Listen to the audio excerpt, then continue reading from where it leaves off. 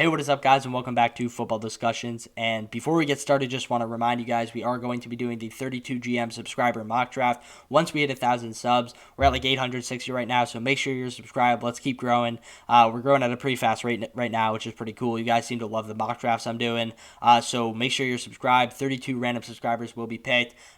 Leave the team that you would want to be down below. It'll be like 4 rounds of a mock draft. You guys can make trades with each other. We'll do it on like Zoom or Discord, and then I'll post it here. So it should be a lot of fun. But regardless, today we are going to be doing a team mock draft. This is going to be our Denver Broncos 7-round mock draft. This is the Draft Network trade simulator. It's pretty bad, I'm not going to lie to you. Sometimes the order in which they draft players is really bad. And then the other thing they do is they have a trade simulator. And it is fun at times. You get some trade offers to move up. You can get some trade offers to move back. But they overdo it. I'll get like 40 offers and 40 picks. The phone rings, and that sound is like fun in the beginning, but then gets really annoying. And you'll see what I mean if they overdo it. Hopefully this runs smoothly, but I'll hit start the draft. And the left side will be the simulated picks. These are not my picks. Please don't think they're my picks because sometimes they're really bad. 1 and 2 is pretty simple. Micah Parsons at 3 is kind of overdoing it. Penei Sewell, Jamar Chase, and Devontae Smith at 5, 6, 7.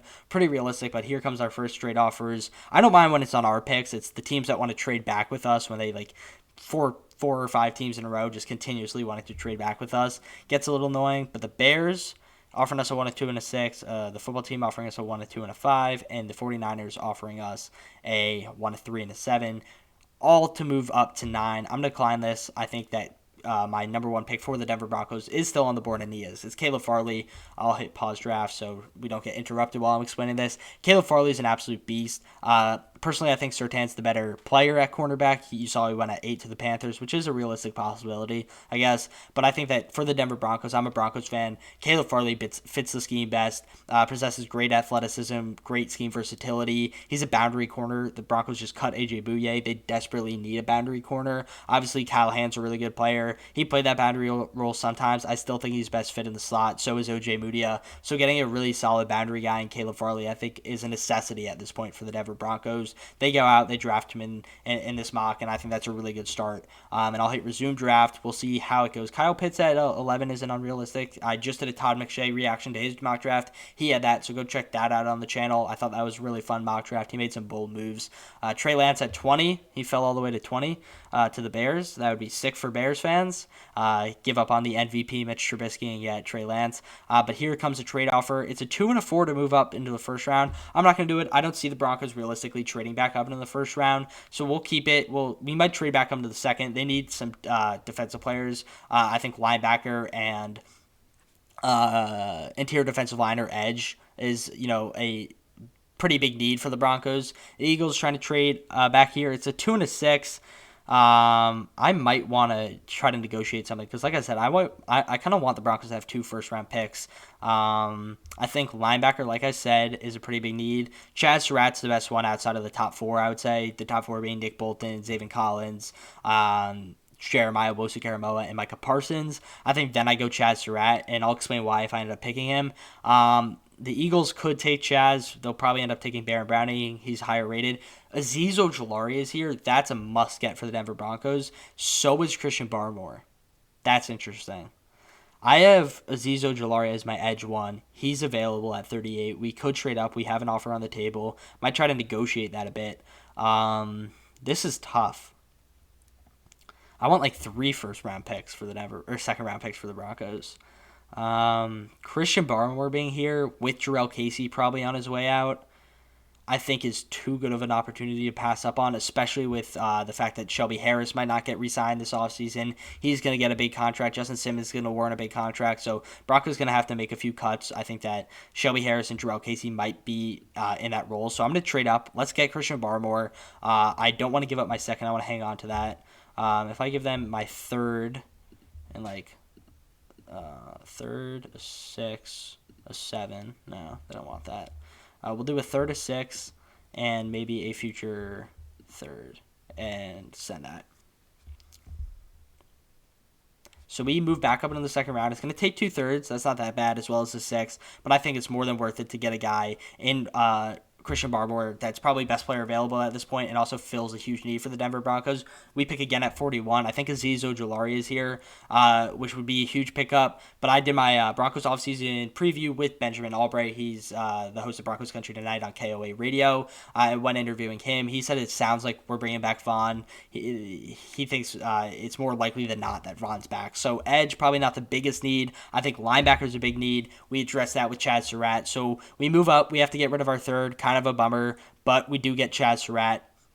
I think that's a really good pickup for the Denver Broncos. Chad Surratt's an absolute beast, and I'll explain why. I'm gonna hit pause drafts just so we don't get interrupted by any phone calls while I'm explaining. Chad Surratt, what he brings to the table, he's a great leader, and he's football young at linebacker. He's already developed into a very good linebacker. He played quarterback at North Carolina until Sam Howell came to town. He was asked to switch positions. He chose linebacker, and he's been a baller ever since. He's developed into a really good player, learned the position very quick, but is still very football young at linebacker. Right? He doesn't have all that much experience playing linebacker. I think he can only develop into a far superior football player than what he is now. He's already all ACC. He's a very, very good talent. I think he's in my top 32 players. I'm very high on him. I think it's a very, very solid pickup for the Broncos to get him. Alexander Johnson's a free agent this year. I bet they bring him back, but it's certainly a possibility that the Broncos don't, and even so, they still need a linebacker. You could point to Josie Jewell. I don't think he's the playmaker that Chad Surratt can end up being. I think Chad Surratt's a sick pickup for the Broncos.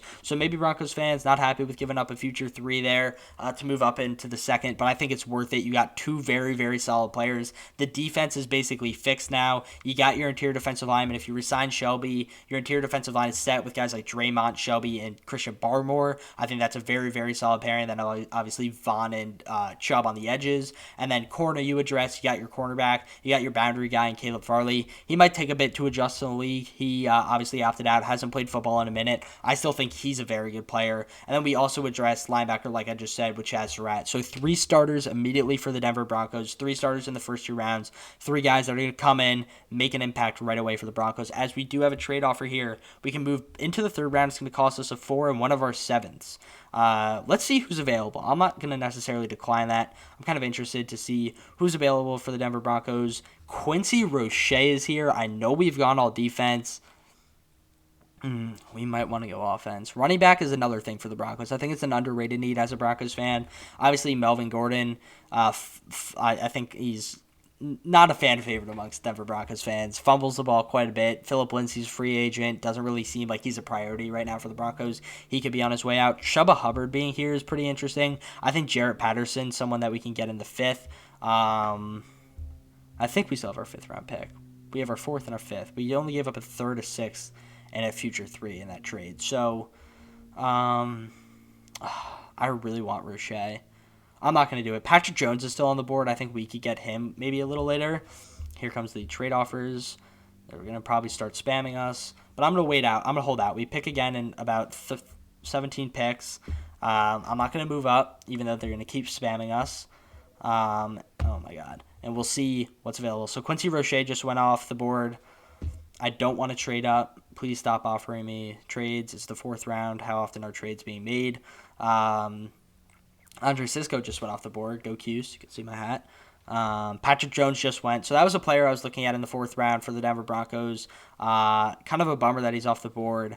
Running back, Kenneth Gainwell is someone that I'm really fond of. Chuba Hubbard is someone that I really like. Jarrett Patterson. I think this is a good running back spot for the Broncos.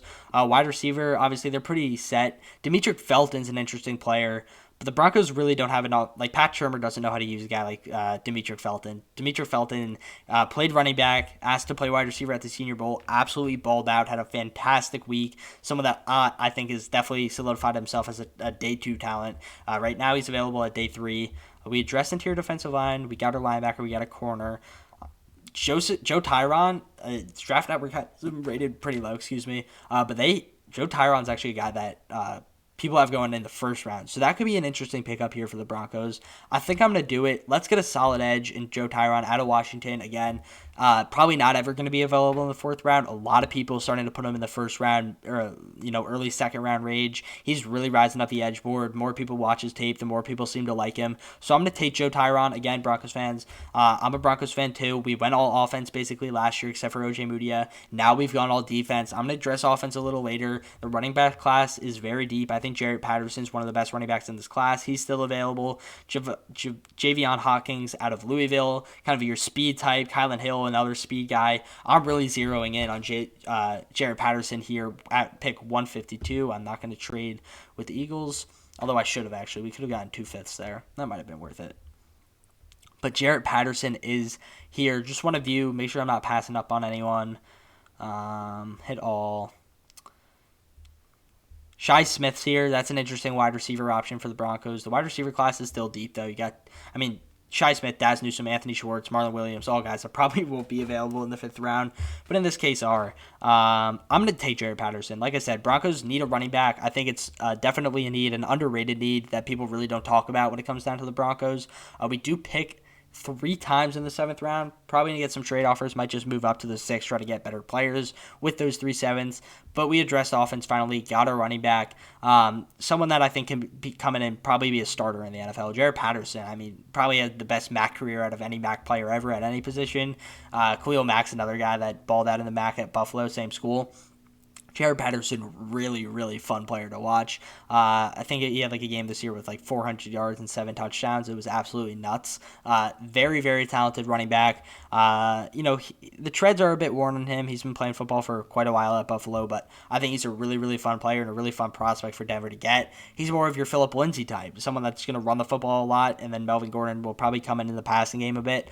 So he can continue that 1-2 punch. I genuinely believe, I am a Broncos fan once again, I genuinely believe Phillip Lindsay's on his way out, but like I said, I'm going to move up to the 6th round. It's really no hurt. Now we pick 2 more times, including this pick, so I'm going to accept that offer. But regardless, like I said, we went all offense last year, got guys like Judy, Hamler, Okwunibabam, and a few other guys at offense, and then started to Lloyd Cushenberry. Then we started to address the defense in the later rounds. I think the exact opposite strategy has to come here. Broncos' offense is really solid. You can point to any part of their offense. It's a very good team, except for quarterback, I would say at this point. Hopefully we address that in free agency. Maybe not. Maybe we go quarterback in the draft or hang on to Drew Lock for another year. But you look at the wide receiver core, Courtland Sutton, KJ Hamler, Jared Jeudy, very, very solid trio. Tight end, probably the most athletic tight end duo in the NFL, and Noah Fant and Albert O. And then you look at the offensive line, Juwan James at right tackle, if he comes back, can be very effective. Dalton Reisner at guard, Lloyd Cushenberry at center.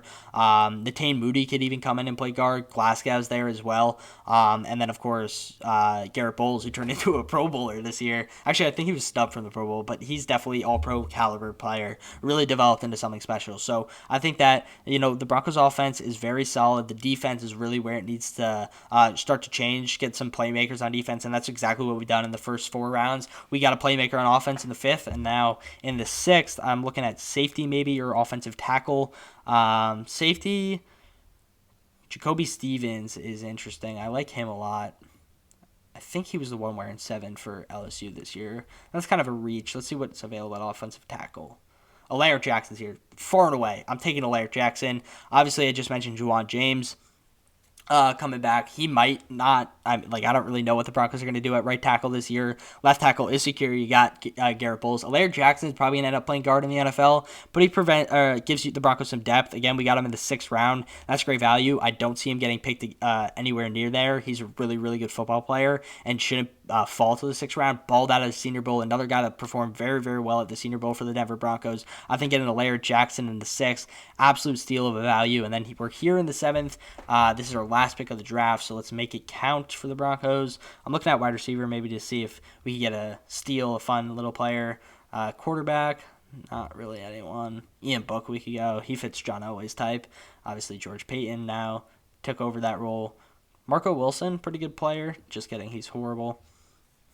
You know what? Let's take Jacoby Stevens. I think Jacoby Stevens is a fun final pick for the Broncos. He's a guy that, can play box linebacker, can play safety, really versatile, and the Broncos need both those things. Kareem Jackson might be another cap casualty for the Broncos this year. We certainly could see him on his way out of the door. So there's a lot of different directions that the Broncos could go. in the later ends of the draft. I think in the first 2 and 3 rounds, it's pretty likely. We'll go to the user picks here. It's pretty likely that they go defense, and that's exactly what we did. I'll go through it one more time. Caleb Farley, starter. Christian Barmore, starter, especially with the cap casualties and guys like Jarrell Casey and perhaps Shelby Harris this year. Chaz Surratt, starter. Joe Tyron, potential starter, has a huge upside. Like I said, a lot of people mocking him in the first round recently, early second round recently. Jared Patterson, someone that can be your new Phillip Lindsay, someone that can come in and play right away at running back, get immediate touches. Alaire Jackson, someone that can be your future guard or a future tackle, depending on how he develops. Again, had a fantastic Senior Bowl week, played very well. And then Jacoby Stevens, another player that could eventually start for the Broncos. Kareem Jackson, like I said, is getting up there in age. They really have no other safety option. Jacoby Stevens most likely is going to play like a box linebacker type role, sub linebacker type role. But again, he's a good player, someone that can play all over the field, all over the defense. So great draft in my opinion for the Denver Broncos. I, again, am a Broncos fan. I would love for the draft to go this way. I really feel like we have to address defense. Obviously, Fangio's scheme is really good, and it always puts out a good defense. But I think it's important to definitely draft playmakers because really the Broncos are lacking those right now. You got guys like Von Miller, obviously Bradley Chubb, Malik Reed balled out this year as well. And Alexander Johnson, of course, and obviously Justin Simmons. But other than that, I mean, there's some holes all over this defense, and I think we did a great job of addressing that. So if you guys, especially Broncos fans, like this video, please give it a thumbs up. And again, if you want to be a part of that 32 GM subscriber mock draft, make sure you subscribe. Take it easy, guys. Peace.